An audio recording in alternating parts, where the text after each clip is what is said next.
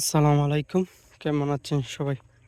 আশা করি ভালো। আমি আল্লাহর রহমতে ভালো আছি। আজকে কথা বলবো আগাম টমেটো নিয়ে। তো আলহামদুলিল্লাহ এই জমিটা আগাম টমেটোর জন্য প্রস্তুত করতেছি। আপনারা যারা সবজি চাষ করেন আপনারা চাইলে এই বাজার দর ভালো পাওয়ার জন্য এখনই এই টমেটোর জন্য জমি প্রস্তুত করতে পারেন। এখানে জৈব সারটি এই জমিটা প্রস্তুত করে রাখতেছি। কারণ হচ্ছে এখানে আগে মরিচ ছিল।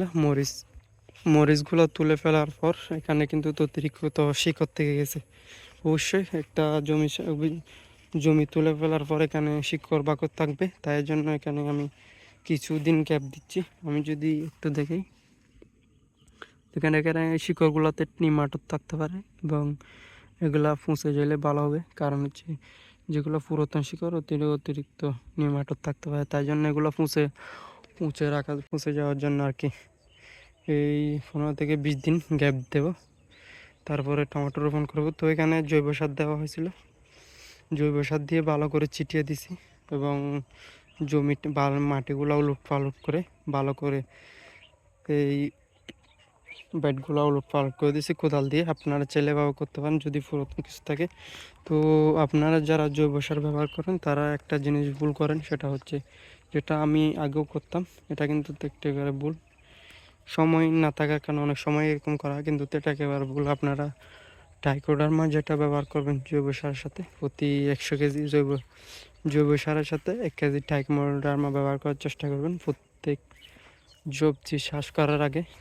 বিশেষ করে টমেটোতে সবচেয়ে বেশি আগাম রোপণ করতে গেলে ডলে পড়া রোগটা সবচেয়ে বেশি দেখা যায়। তো আপনারা এটা কিন্তু মাথায় খেয়াল রেখে টমেটোর চাষটা করবেন।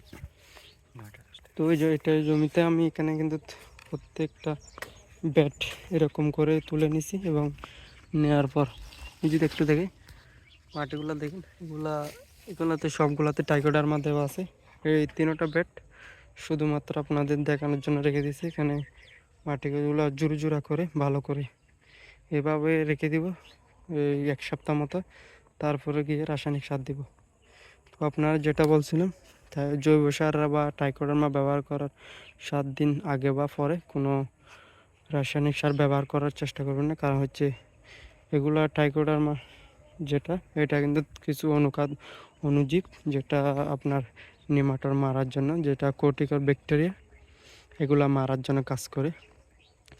তো 7 দিন আগে এভাবে ভালো করে এভাবে জমিতে দিয়ে তার 7 দিন পরে গিয়ে রাসায়নিক সার দেওয়ার চেষ্টা করবেন, তাহলে ভালো একটা রেজাল্ট পাবেন। কারণ হচ্ছে আমি এখানে দেখতে পাচ্ছেন পুরো জমিটা এরকমভাবে মালচিং পেপারগুলো তুলে নিয়ে এখানে ভালো করে এই জৈব সার ছিটিয়ে দিয়ে এবং ভালো করে জোড়া করে নিছি এবং আবারও ডেকে দিব, এভাবে রেখে দেবো 7 দিন। তো এগুলা কিন্তু আমি চাইলে কিন্তু আবার চাষ দিতে পারতাম, কিন্তু দিলে কিন্তু অনেক কস্টিং খরচ বেড়ে যাবে। চাষ দিতে হবে, আবারও ব্যাট তৈরি করতে হবে। তার জন্য এত কিছু না করে শুধুমাত্র এখানে সার দিয়ে এখানে ব্যাটগুলো তৈরি করে নিব ইনশাল্লাহ। আজকের ভিডিও আশা করি বুঝতে পারছেন। তো আপনারা চাইলে এভাবে জৈব সারটা দিয়ে দিতে পারেন যাদের পুরাতন ব্যাট আছে অথবা পুরাতন জমি।